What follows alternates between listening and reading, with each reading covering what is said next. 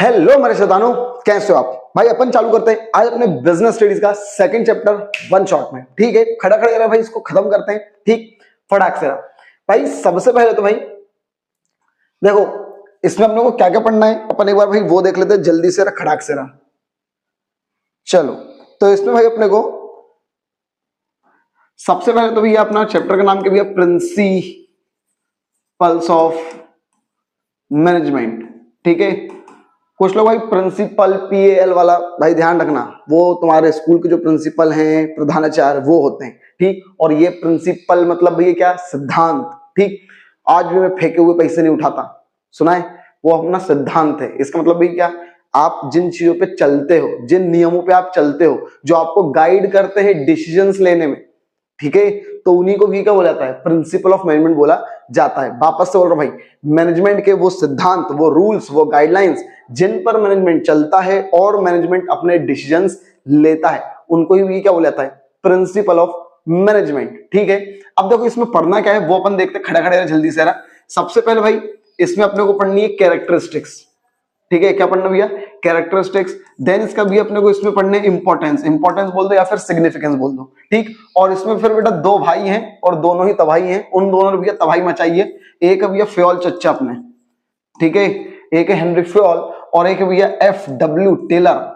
ठीक है, इन दो लोगों ने भैया बहुत कहर मचाया इस चैप्टर में। बस अपने को इन दो लोगों के बारे में पढ़ना है। ठीक है, इन दोनों ने क्या करा है, तो इन दोनों भी ये देखो, इसने 14 प्रिंसिपल दिए, अपने को वो पढ़ना है। और इस बेचारे भले इंसान ने 4 प्रिंसिपल दिए, ऐसा मत सोचना, 4 तो दिए हैं लेकिन इसने साथ में स्टडी भी करी है। ठीक है, वो भी अपने को देखना है। ठीक है, तो भाई खड़ा खड़े रहे, एक बार जरा नोट्स वगैरह से अपन देख लेते हैं कि भाई क्या क्या है। देखो सबसे पहले तो ये मैंने तुमको मैनेजमेंट प्रिंसिपल का मीनिंग तो पहले ही बता दिया है। ठीक है, प्रिंसिपल ऑफ मैनेजमेंट मतलब क्या होता है भैया, वो रूल्स जो भैया मैनेजमेंट को डिसीजन लेने में मदद करते हैं। ठीक, देन इसका ये फालतू का एक टॉपिक रहेगा बेटा, मैनेजमेंट प्रिंसिपल और वैल्यूज में डिफरेंस रहेंगे। ठीक है, प्योर साइंस प्रिंसिपल और मैनेजमेंट प्रिंसिपल में भी डिफरेंस रहेंगे। ठीक, तो ये नॉर्मल आप देख लो, अपने आप तुमको समझ में आएगा। ठीक है, क्या बोल रहे हो, ये कहाँ लगते हैं, ये कहाँ लगते हैं, ह्यूमन बिहेवियर पर लगते हैं, जबकि ये बेटा जैसे है बेटा साइंस पर लगते हैं, जैसे और वैसे के वैसे ही लगते हैं। फिर इसका नेचर कैसा है, ये फ्लेक्सिबल होते हैं और साइंस के प्रिंसिपल रिजिड होते हैं, कठोर होते हैं। फिर इसका रिलेशन विद एनवायरमेंट, ये एनवायरमेंट के साथ चेंज हो जाते हैं, ये चेंज नहीं होते हैं। ठीक है, ये वफादार होते हैं, ये वफादार नहीं होते हैं। फिर इसका भी अपन बात करते हैं क्या बेटा, मैनेजमेंट प्रिंसिपल और वैल्यूज में डिफरेंस, ये भी ऐसी ऐसी देख लो भाई। सबसे पहले मीनिंग अभी बता दिया है, वैल्यूज क्या होते हैं, वो रूल होते हैं जो आपको बताते हैं आपको सोसाइटी में कैसे रहना है। ठीक है, फिर इसका भी नेचर, ये टेक्निकल नेचर के होते हैं लेकिन ये संस्कार, इथिकल वाली चीजों के नेचर के होते हैं। फिर भैया फॉर्मिंग, ये कैसे बनते हैं, तो रिसर्च करने के बाद। और ये कैसे बनते हैं, तुमने तुम्हारे पापा को देखा था कि वो उनके पापा के पैर छू रहे थे तो तुम भी सीख गए, तो ये देख देख कर अपने आप सीख जाती है वैल्यूज। ठीक है, चलो वो सब छोड़ो, अपन आते हैं मेन अपने किस पे भैया, कैरेक्टरिस्टिक्स पर। ठीक, तो ये देखो बाबा, कैरेक्टर से खड़ा खड़े रहा। जो प्रिंसिपल ऑफ मैनेजमेंट है उनकी विशेषताएं क्या है, तो सबसे पहली विशेषता भैया यूनिवर्सल एप्लीकेबल। ठीक है, क्या बोल रहे हैं भैया, मैनेजमेंट के जो प्रिंसिपल होते हैं वो हर जगह लगते हैं। ठीक है, चलो देन इसका भी क्या बोल रहे हैं, जनरल गाइडलाइंस। बेटा मैनेजमेंट प्रिंसिपल कोई बहुत बड़ी तोप नहीं है, सिर्फ एक जनरल सी गाइडलाइंस होती है जो आपको बताती है कि आपको कैसे निर्णय लेने हैं, अपनी जब भी प्रॉब्लम आएगी मैनेजमेंट को कैसे निर्णय लेंगे। ठीक, देन इसका क्या बोल रहे हैं, इवोल्यूशन, क्या evolutionary form by practice and experiment. ये प्रिंसिपल क्या ऐसे ही निकल गए यार मेरे को आज ये प्रिंसिपल बना देता हूं, ऐसा नहीं भैया, आपने बहुत ज्यादा एक्सपीरियंस करा होगा, बहुत ज्यादा एक्सपेरिमेंट किए गए होंगे, ऑब्जर्वेशन किए गए होंगे, उसके बाद भी ये प्रिंसिपल सामने आते हैं। फ्लेक्सिबिलिटी, फ्लेक्सिबिलिटी मतलब ये क्या, मैनेजमेंट प्रिंसिपल थोड़े से फ्लेक्सिबल होते हैं, अभी अपने डिफरेंस में भी पढ़ा। देखो साइंस के जो प्रिंसिपल होते हैं वो वैसे के वैसे ही लगेंगे, ठीक है, लेकिन मैनेजमेंट प्रिंसिपल थोड़ी सी फ्लेक्सिबिलिटी देते हैं आपको भी। देखो इंसान पे अप्लाई करना है तो इंसान थोड़ा बहुत चेंज रहता है हर इंसान, तो आप प्रिंसिपल को भी चेंज कर सकते हो। तो ये भी कैसे होते हैं, फ्लेक्सिबल होते हैं। फिर देन इसका बेटा बिहेवियरल इन नेचर, सेम वही चीज जो अभी मैंने बताई। मैनेजमेंट प्रिंसिपल जो होते हैं वो गाइडलाइंस होते हैं, influence by the behaviour of employ, employ के बिहेवियर से क्या होता है वो प्रभावित हो जाते हैं। These principle insist of improving relationship between superior and subordinate. भाई आपको अपने आप सुपीरियर हो, अपने सबऑर्डिनेट के साथ आपको रिलेशन वगैरह संभालने हैं, ठीक है, उससे काम भी तो करवाना ना, तो ये उसके बिहेवियर के अकॉर्डिंग हम प्रिंसिपलों को क्या कर देते हैं, चेंज कर देते हैं। ठीक है, based on cause and effect relationship, ये जो मैनेजमेंट प्रिंसिपल है ये कॉज और इफेक्ट रिलेशनशिप पर डिपेंड है, मतलब क्यों हुआ और उसका प्रभाव क्या होगा। ठीक है, अगर भाई आपने किसी एम्प्लॉय को भाई मान लो निकाल दिया, फायर कर दिया, यू आर फायर मैन, तो इस क्यों करा, ठीक है, अब उसका प्रभाव क्या होगा। ठीक, हो सकता भाई वो काम चोरी कर रहा हो या कुछ भी कर रहा हो, तो तुमने उसके कारण उसको निकाल दिया। और अब क्या होगा भैया, जितने भी हैं सब के सब लाइन पर आएंगे, क्यों भैया आप काम चोरी नहीं करनी है, ठीक है। देन इसका भैया कंटीजेंट होते हैं, ठीक। देन इसका भैया मतलब पता नहीं होता अचानक से ये चीजें। देन इसका भी क्या बोल रहे हैं बेटा, मैनेजमेंट प्रिंसिपल है कंटीजेंट और depend on upon the situation, ठीक है। ये किसी चीज पर भी डिपेंड होते हैं, कंटीजेंट है हमको तो नहीं पता, अचानक से कोई सिचुएशन आएगी उस हिसाब से हमको काम करना पड़ेगा। ये कुछ नॉर्मल वाले वो है, क्या बोलते हैं, कैरेक्टरिस्टिक्स। ये रिजिड क्या होते हैं, फ्लेक्सिबल होते हैं, रिजिड नहीं होते हैं। फंडामेंटल ट्रूथ होते हैं लेकिन बिल्कुल सटीक नहीं होते हैं। डायनामिक होते हैं, अफेक्टेड बाय ह्यूमन बिहेवियर होते हैं, और रूल से डिफरेंट होते हैं, ठीक। हाँ, और इसके इंपॉर्टेंस भी यहीं पे मैं तुमको कवर करवा देता हूँ। पहले खड़ा सबसे पहले भी क्या, पहला इंपॉर्टेंस या फिर सिग्निफिकेंस क्या है, तो भैया ये मैनेजर को एक इंसाइट देते हैं, मतलब सोचने समझने की क्या देते हैं, शक्ति प्रदान करते हैं, ठीक है। मैनेजर सही निर्णय ले सके, ठीक, तो उसको एक इंसाइट इनटू द रियलिटी के लिए उसको भी एक क्या देते हैं, सीधी बात है, उसको अकल दे देते हैं कि भैया तू ऐसे ऐसे काम कर लेना मैनेजर, ठीक। देन इसका भी बोल रहा हूं ऑप्टिमम यूटिलाइजेशन ऑफ रिसोर्सेज। अगर आपने इन प्रिंसिपलों की बात मानी तो भैया ये प्रिंसिपल बहुत अच्छे हैं, ये कोई भी चीज है उसको बहुत अच्छे से यूज करने में आपकी क्या करेंगे भी, मदद करेंगे। चाहे वो एम्प्लॉय हो, चाहे वो कोई सामान हो, रिसोर्स वगैरह, हर चीज में भैया वो ये प्रिंसिपल क्या कहते हैं, आपको इस तरीके से गाइड करेंगे ताकि उस इंसान का, उस सामान का बहुत अच्छे से बेहतर तरीके से क्या कर सको भैया, इस्तेमाल कर सको। ये ऑप्टिमम यूटिलाइजेशन मैंने तुमको बार बार बताया भाई, ठीक है। तुम्हारी नई शर्ट, लेकिन एक दिन वो होली में जाएगी, होली के बाद भैया पोंछा बनेगी, समझ लो बात, तो वही क्या होता है ऑप्टिमम यूटिलाइजेशन। फिर इसका बेटा साइंटिफिक डिसीजन, भैया ये प्रिंसिपल ऑफ मैनेजमेंट के एक और इंपॉर्टेंस या सिग्निफिकेंस ये है कि भैया जो भी डिसीजंस लिए जाते हैं ना, वो साइंटिफिकली तरीकों से लिए जाते हैं। ऐसे ही नहीं कि हवा हवाई बातें हो गई हैं, ठीक, तुम एक काम करो, आज तुम्हारा ऑब्जेक्टिव ये है, तुम ये कर लो, ऐसा कुछ नहीं होता है। हर चीज डिसीजंस किससे लिए जाते हैं भैया, साइंटिफिक अप्रोच से लिए जाते हैं। मीटिंग चेंजिंग एनवायरनमेंट, भैया ये बिजनेस एनवायरनमेंट का एक और अच्छी बात, फायदा ये है कि भैया आजकल का जो एनवायरनमेंट है वो चेंज होता जा रहा है, और ये प्रिंसिपल आपको उस चेंजिंग एनवायरनमेंट से लड़ने की क्या देते हुए शक्ति देते हैं, ठीक।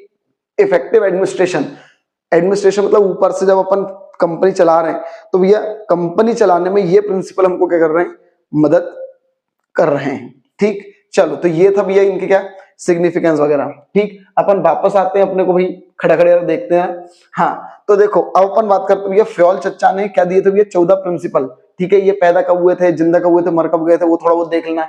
क्या भैया 1841 में जिंदा हुए थे, 1925 में बेचारे निकल गए थे, ठीक है।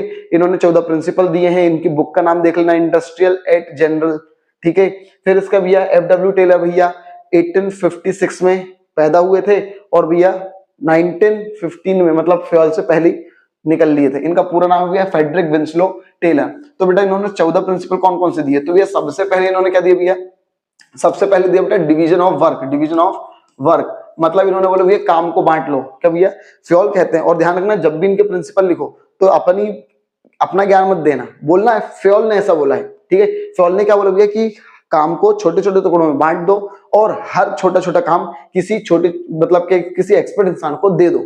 अब इससे होगा क्या, काम जब छोटे छोटे टुकड़ों में बढ़ जाएगा तो काम बहुत सिंपल हो जाएगा, ठीक। और भैया जो इंसान उसको कर रहा है, मतलब जो जिसमें स्पेशल है, उसको आप वो वाला काम दोगे ना तो काम बहुत इफिशियंट तरीके से होगा, ठीक। देन इसका भैया सेकंड पॉइंट बेटा ऑथोरिटी एंड रिस्पॉन्सिबिलिटी, ठीक है। ऑथोरिटी एंड रिस्पॉन्सिबिलिटी क्या बोल रहे भैया, ऑथोरिटी और रिस्पॉन्सिबिलिटी दोनों हाथों में हाथ लेके चलते हैं, जैसे तुम चलते हो बचपन में अपने मम्मी पापा का हाथ पकड़ के, वैसे। तो ये क्या बोल रहे हैं, ऑथोरिटी और रिस्पॉन्सिबिलिटी का होता है भैया दोनों हाथों में हाथ चलते हैं। अगर आपने किसी इंसान को अथॉरिटी दी है तो आपको उसको रिस्पॉन्सिबिलिटी देनी पड़ेगी, अगर आपने किसी को रिस्पॉन्सिबिलिटी दी है तो आपको उसको अथॉरिटी भी देनी पड़ेगी, ठीक। देन इसका भी क्या भैया डिसिप्लिन, ठीक है, डिसिप्लिन।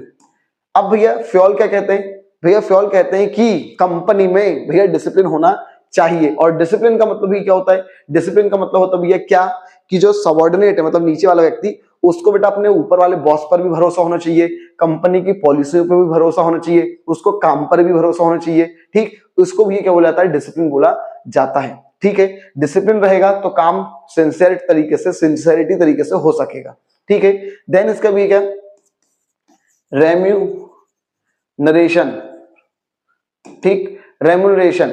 भैया रेम्यूनरेशन मतलब फ्योल कहते हैं कि एम्प्लॉय को, जो एम्प्लॉय बेचारा, उसको भैया किस प्रकार से आप रेम्यूनरेशन दे रहे हो और कितना दे रहे हो, वो दोनों फ्री और फेयर होना चाहिए, ठीक है। कितना दे रहे हो भाई आप उसको पहले ही बताओ, ठीक है, कि भी हम इतना देंगे और किस तरीके से दोगे, ठीक है। असल में क्या होता है भैया, बहुत से बड़े बड़े कंपनी वगैरह में क्या होता है, आपको बोल दिया जाता है कि भी आपका 24 लाख का सीटीसी है, ठीक है, मतलब वो और खुश होगा 24 लाख का पैकेज है, और असल में भैया 24 लाख मतलब महीने के 2 लाख रुपए, ठीक। लेकिन जब असल में पता चलता है कि भाई वो सब तो सब कुछ मिलाकर था, ठीक है, ये बेनिफिट वो बेनिफिट ये फलाना ठिकाना सब मिलाकर था, ठीक, तब उसको पता चलता है असलियत में क्या मेरे हाथ में तो 1,20,000 ही आएंगे, ठीक। इसका मतलब भी क्या, आप भैया किस तरीके से उसको पैसे दोगे वो भी फेयर होना चाहिए, ठीक है, बेचारे को बाद में दिक्कत ना हो कि अरे यार 2 लाख बोला था और 1,20,000 आए हैं, ठीक। चलो देन इसका भी क्या, एक है unity of command, unity of command, ठीक है भैया। यूनिटी ऑफ कमांड मतलब भी क्या, ये प्रिंसिपल बस इतना कहता है कि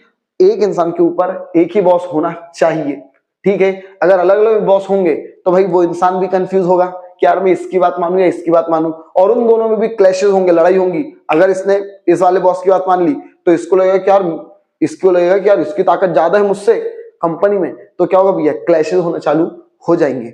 फिर होता भी है यूनिटी ऑफ डायरेक्शन, ठीक भैया। यूनिटी ऑफ डायरेक्शन क्या कहता है कि हाँ एक इंसान के ऊपर एक बॉस तो होना चाहिए, लेकिन ये कहता है कि भैया एक बॉस का एक प्लान भी होना चाहिए, ठीक है, एक बॉस का एक प्लान भी होना चाहिए। अगर भैया अलग अलग प्लान होंगे, ठीक है, कंपनी में अगर अलग अलग प्लान होंगे, परचेज वाला अपना ऑब्जेक्टिव लेकर चल रहा है, सेल्स वाला अपना ऑब्जेक्टिव लेकर चल रहा है, अलग अलग ऑब्जेक्टिव नहीं होने चाहिए, प्लान आपका एक ही होना चाहिए, ताकि हर इंसान एक ही डायरेक्शन में चल सके, ठीक है भाई। अगर सबके अलग अलग प्लान है तो फिर भैया वो काम पूरा होने वाला नहीं है। तो भैया यूनिटी ऑफ डायरेक्शन क्या कहता है कि भैया भले ही कंपनी में सबके अलग अलग ऑब्जेक्टिव हो, सबकी अलग अलग एक्टिविटीज हो, लेकिन उन सब एक्टिविटियों का प्लानिंग एक जैसी होनी चाहिए, ताकि भैया एक डायरेक्शन में सब लोग जा सके। सीधी बात है, हमको एक डायरेक्शन में जाना है, और एक डायरेक्शन में जाने के लिए भैया एक बॉस होना चाहिए और उसका एक ही प्लान होना चाहिए, बस इतना इसका ध्यान रखना, ठीक है।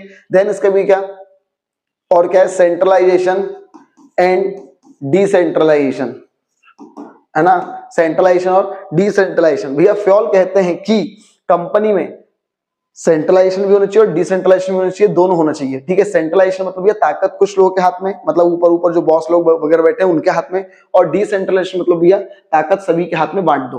तो भैया फ्योल कहते हैं कि कुछ सेंट्रलाइजेशन भी होना चाहिए और कुछ डिसेंट्रलाइजेशन भी होना चाहिए। क्लियर है? देखो जो थोड़े नॉर्मल इंपॉर्टेंट काम उनको आप डिसेंट्रलाइज कर दो, लेकिन जो बहुत इंपॉर्टेंट काम है, ठीक, वो आप अपने ही हाथ में लेकर रखो। क्लियर है भैया? ठीक, चलो फिर इसका भैया और क्या है बाबा, एक है भैया अपना स्केलर चेन,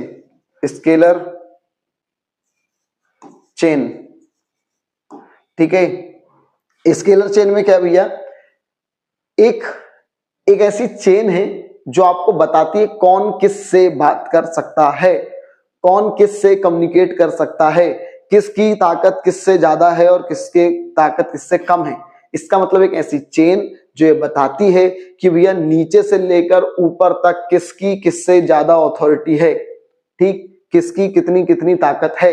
मैं फिर से बोल रहा हूं, चेन ऑफ वो स्केलर चेन एक वो चेन है जो ये बताती है कि टॉप से लेकर बॉटम तक किसके पास कितनी पावर है, कौन किससे कम्युनिकेट कर सकता है और कौन किसको कमांड दे सकता है, उसको भी क्या बोला जाता है, स्केलर चेन बोला जाता है। लेकिन देखो जैसे कि भैया सबसे ऊपर भैया प्रेसिडेंट कंपनी में, फिर वाइस प्रेसिडेंट, फिर सीईओ, फिर जनरल मैनेजर, फिर बहुत सारे मैनेजर, फिर असिस्टेंट मैनेजर, फिर उनके नीचे सुपरवाइजर, फिर वर्कर, ठीक। तो भैया ये होगी क्या, एक चेन बन गई कि भाई ये इसको कमांड दे सकता है, ये इसको दे सकता है। क्लियर यहां तक? लेकिन एक मिनट ध्यान रखना, ये कभी भी स्केलर चेन टूटनी नहीं चाहिए। फ्योल ऐसा कहते हैं, सजेस्ट करते हैं कि भाई स्केलर चेन तोड़नी नहीं चाहिए। लेकिन हाँ, अगर कोई इमीडिएट कम्युनिकेशन है, कोई इमरजेंसी वाला कम्युनिकेशन है, तो फिर आप इसको तोड़ सकते हो। और जब आप इसको तोड़ते हो तो उसी को भी क्या बोला जाता है, गैंग प्लैंक। क्या बोला जाता है भैया? गैंग प्लैंक, ठीक है। चलो देन इसका भैया और क्या थे, subordination of individual interest to general interest, ठीक है। आपको भैया अपन सब कंपनी में काम करने आ रहे हैं, तो अपन लोगों को अपने अपने स्वार्थों को छोड़ देना चाहिए, अपन लोगों को अपने अपने स्वार्थों को छोड़ देना चाहिए और कंपनी के स्वार्थ के लिए भी क्या करना चाहिए, काम करना चाहिए, ठीक है। अगर आप लोग अपने अपने स्वार्थों को छोड़ दोगे और कंपनी के स्वार्थ के लिए काम करोगे तो तुम्हारे स्वार्थ अपने आप पूरे हो जाएंगे, ठीक है भाई। मैं मान लो कंपनी में जा रहा हूँ पैसे कमाने, एक इंसान जा रहा है कंपनी बस मजे करना है, ठीक है, जा रहा है भैया। एक बंदा जा रहा है क्या कंपनी में नॉलेज लेने, क्या मेरे को ज्यादा से नॉलेज होना चाहिए, तो तुम भाई कंपनी को ऑब्जेक्टिव ध्यान रखो, ज्यादा से ज्यादा प्रॉफिट कमा कर दो, मुझको सैलरी मिल जाएगी ज्यादा से ज्यादा, वो मजे करने वाले को मजे मिल जाएंगे, वो जो काम सीखना है उसको ज्यादा से ज्यादा काम सीखने को मिल जाएगा, सबके ऑब्जेक्टिव पूरे हो जाएंगे। ठीक, देन इसका ही और क्या, एक है भैया ऑर्डर। ठीक, तो भैया फ्यूल के हिसाब से ऑर्डर दो प्रकार के होते हैं, ऑर्डर दो प्रकार के होते हैं, एक होता है भैया सोशल ऑर्डर, एक होता है मटेरियल ऑर्डर। सोशल ऑर्डर मतलब भैया हर इंसान कंपनी में होना चाहिए और हर इंसान अपनी जगह पर होना चाहिए, और मटेरियल ऑर्डर मतलब भी क्या, हर चीज कंपनी में होनी चाहिए, जो जो भी चीज की जरूरत है सब कुछ होना चाहिए और हर चीज अपनी जगह पर होनी चाहिए। समझ में आई बात? ठीक भाई, तुम्हारे घर में ही देख लो। ठीक भाई, क्या बोलते हैं, नमक कहाँ रखते हो, किचन में रखते हो कि बिल्कुल अपने टीवी के पास रखते हो? वाओ क्या नाटक चल रहा है, दया ने उसके ऊपर नमक छिड़क दिया, ऐसा क्या? नहीं, तो ये क्या, हर चीज होनी चाहिए और हर चीज अपनी जगह पर होनी चाहिए। ठीक, देन इसका भी क्या, इक्विटी। क्या भैया, इक्विटी। इक्विटी क्या कहता है भैया, इक्विटी मतलब समानता। जब एक सुपीरियर मतलब बॉस अपने दो नीचे वाले व्यक्तियों से डील करता है जो सेम पोजीशन पर है, तो बेटा इसको उन दोनों के साथ फेयर तरीके से डील करना चाहिए, भेदभाव नहीं करना चाहिए। क्लियर है भैया? ठीक, नहीं तो तुम अय्यर से तो बेकार तरीके से बात करो और बबीता जी से अच्छे से बात करो, ऐसा नहीं होना चाहिए। क्लियर है भैया? ठीक, चलो अब इसका भी अपन बात करते हैं, स्टेबिलिटी ऑफ पर्सोनल। क्या भैया, स्टेबिलिटी ऑफ पर्सोनल। ठीक भाई, फ्यूल कहते हैं कि अगर आपने एक व्यक्ति को कोई काम दिया है तो उसको कुछ टाइम तक भैया वो काम करने तो दो। ठीक, आप तुरंत उसको उचकाकर भी दूसरे काम में बिठा लोगे तो ना वो ये काम सीख पाएगा ना वो वाला काम सीख पाएगा, फिर से आपने उसको उचकाकर तीसरे काम में भेज दिया, ऐसा नहीं चलेगा भैया। अगर आपको इफिशियंसी लेकर आनी है और कंपनी का बेनिफिट करना है ताकि वो वेस्ट वगैरह ज्यादा ना हो, तो भी आपको हर इंसान को भी स्टेबिलिटी देनी चाहिए। एक काम उसको करने दो, सीखने दो, थोड़ा सा एक्सपीरियंस हो जाए, उसके बाद आप उसको स्विच करो तो कोई दिक्कत नहीं है। ठीक है, क्लियर? देन इसका भैया एक और है, इनिशिएटिव।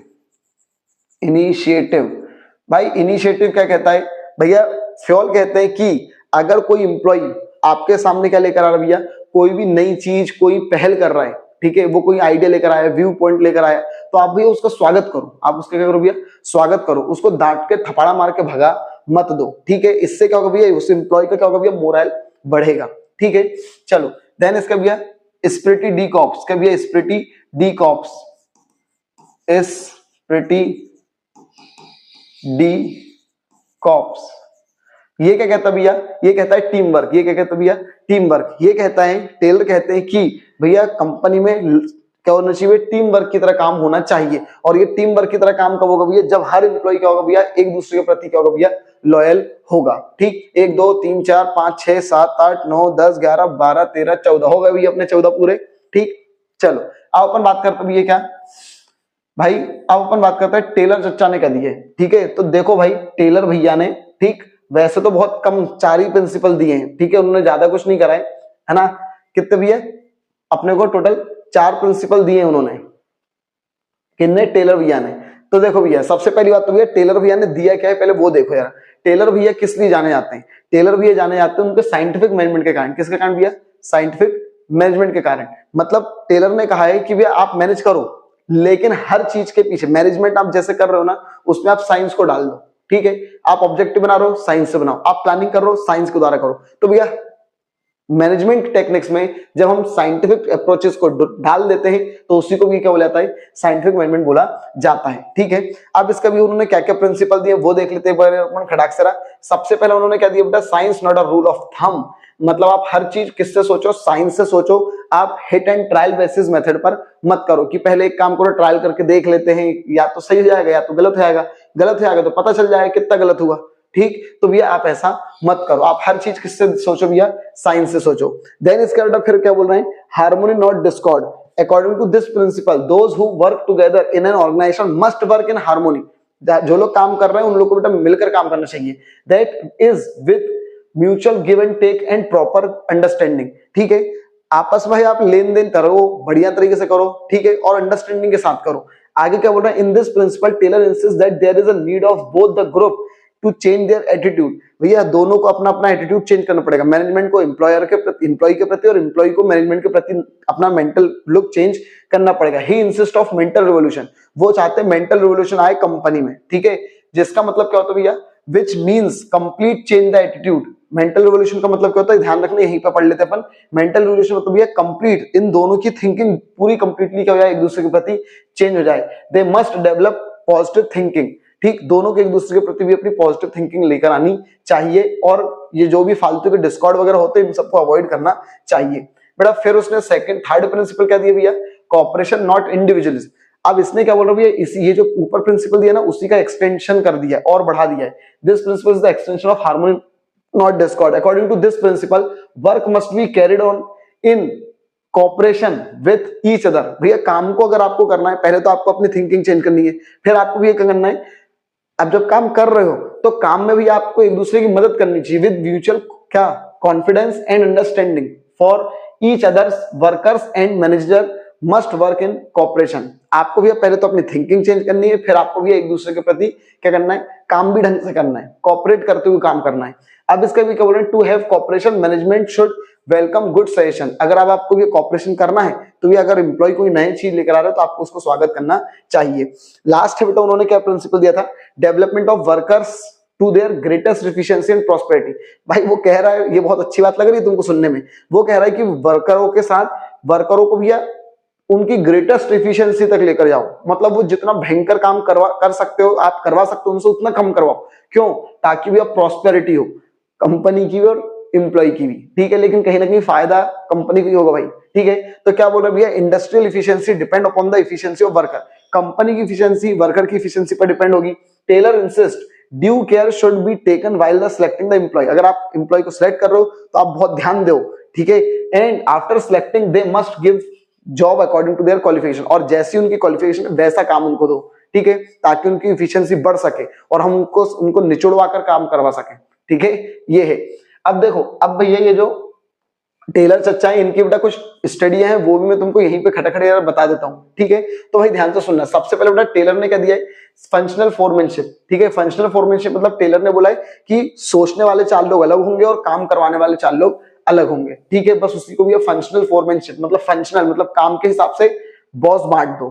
फोरमैन मतलब जो करवाते हैं ना वो लोग, बॉस लोग, ठीक। तो ये क्या बोल रहे हैं, इस टेक्निक को भैया टेलर ने फैक्ट्री में 2 डिपार्टमेंट में बांटा, एक प्लानिंग करेंगे और एक प्रोडक्शन पर ध्यान देंगे, ठीक। प्लानिंग वाले जो रहेंगे क्या भैया, उनको भैया प्रोडक्शन से फ्री कर दिया जाएगा, जो प्रोडक्शन वाले रहेंगे उनको प्लानिंग से फ्री कर दिया जाएगा। बेटा second, standardisation and simplification of work. ये भी टेलर ने स्टडी करी और उन्होंने बोला है कि भैया हर काम को आप भैया पहले तो सबका स्टैंडर्ड बनाओ, ठीक है, और सबको सिंपल बना दो, ठीक। स्टैंडर्ड बनाओ मतलब ये काम ऐसा ही होना चाहिए, इस लेवल पे ही होना चाहिए, और उसको करने का तरीका बहुत सिंपल कर दो। फिर इसका भी वो लोग क्या बोल रहे हैं, ये कुछ प्रकार की टेक्निक वगैरह भी अपनाई जाती है उसके लिए, ये काइजन और 6 सिग्मा टेक्निक ये सब अपनाई जाती है, ठीक। अब इसका बेटा टाइम स्टडी, इंपॉर्टेंट टॉपिक है, बहुत ध्यान से सुनना है। क्या भैया, टाइम स्टडी मतलब वर्कर कितनी देर में काम कर रहा है और उसको असल में कितनी देर में करना चाहिए। जब हम उसकी स्टडी करते हैं तो उसी को बेटा क्या बोला जाता है, टाइम स्टडी बोला जाता है, ठीक है। फिर आता भी है क्या, मोशन स्टडी, कि भैया तुम कोई भी काम किस तरीके से कर रहे हो, अपने हैंड्स किस तरीके से यूज कर रहे हो, अपनी बॉडी किस तरीके से यूज कर रहे हो, तुम्हारा जेस्चर क्या है, पोस्चर क्या है काम करते वक्त, उन सब की बहुत डिटेल में क्या करी जाती है, पढ़ाई की जाएगी, ठीक। किसकी मदद से, कैमरे की मदद से, कि भैया तू हाथ कैसे हिला रहा है, ऐसे नहीं चलेगा काम, ठीक है, ढंग से हाथ हिलाओ और ढंग से इस तरीके से ढक्कन बंद करिए जो भी है।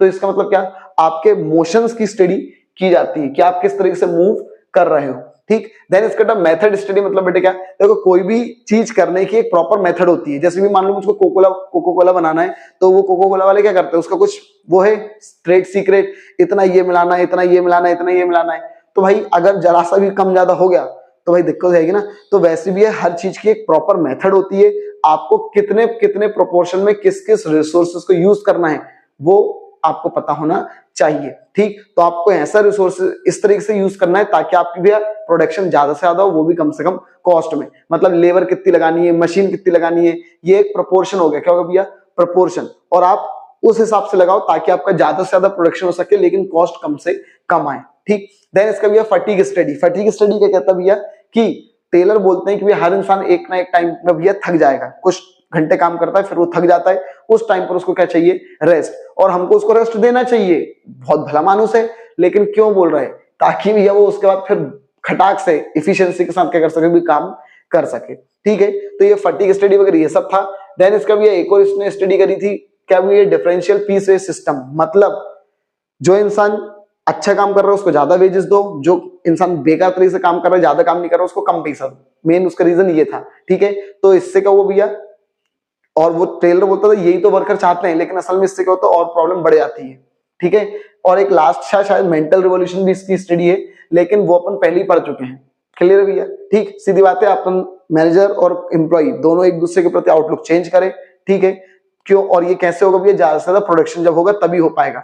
जब ज्यादा से ज्यादा प्रोडक्शन होगा तो ये खुश हो जाएगा, संतुष्ट हो जाएगा, अरे वाह यार प्रोडक्शन भयंकर हुआ है, प्रॉफिट ज्यादा होगा। और ये एम्प्लॉय भी खुश हो जाएगा कि चलो अब मुझको सैलरी अच्छी खासी मिल जाएगी। क्लियर है, ठीक।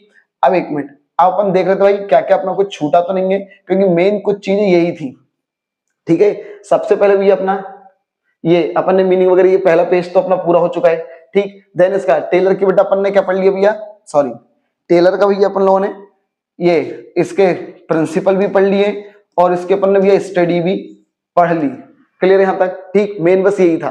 अब इसका भैया ये देख लो, ये पूरा भी अपन इसकी कैरेक्टरिस्टिक वगैरह अब देख चुके हैं, अपन कैरेक्टरिस्टिक हो गए हैं, ठीक। ये इंपॉर्टेंस वगैरह हो गए हैं, है ना, ये इंपॉर्टेंस वगैरह भी हो गए हैं। ये टेलर भैया कब पैदा हुए थे वो सब देख लेना एक बार, उन्होंने कौन सी बुक लिखी थी वो देख लेना, ठीक। देन इसके बाद ये पूरे उनके उसके प्रिंसिपल है भैया, ये अपन ने लाइन से पूरे प्रिंसिपल कर लिए हैं, ठीक। स्क्रीनशॉट वगैरह लेना हो तो ले सकते हो आप लोग भाई। ये उसके प्रिंसिपल वगैरह पूरे, ये यूनिटी ऑफ कमांड और यूनिटी ऑफ डायरेक्शन में डिफरेंस एक बार देख लेना बेटा आप लोग, ठीक। चलो देन इसका भी क्या, ये subordination of individual interest to general interest, है ना। ये पूरा अपना ये स्केलर चेन अपनी भैया, scalar chain, principle of order हो गया है, प्रिंसिपल ऑफ इक्विटी हो चुका है अपना, है ना। देन इसके बाद ये stability of personal initiative, spirited corps, हाँ ये अपने ये आ गए फेडरिक विंसलो टेलर, ये जिंदा कब हुए थे, मर कब गए थे, इन्होंने कौन सी बुक्स लिखी थी, ठीक है। 4 प्रिंसिपल उन्होंने दिए हैं, कौन कौन से प्रिंसिपल दिए वो अपन पढ़ चुके हैं, है ना। देन इसका ये कौन कौन सी स्टडी करी थी वो भी अपन देख चुके हैं। ये टाइम स्टडी और मोशन स्टडी एक बार अपन देख लेते भाई। देखो मीनिंग, टाइम स्टडी मतलब ये कितने टाइम में कोई लेबर काम कर रहा है वो अपने को पढ़ना है। मोशन स्टडी में भी एक अपने को अच्छा तरीका ढूंढना है कि यार काम करने का अच्छा तरीका क्या होता है।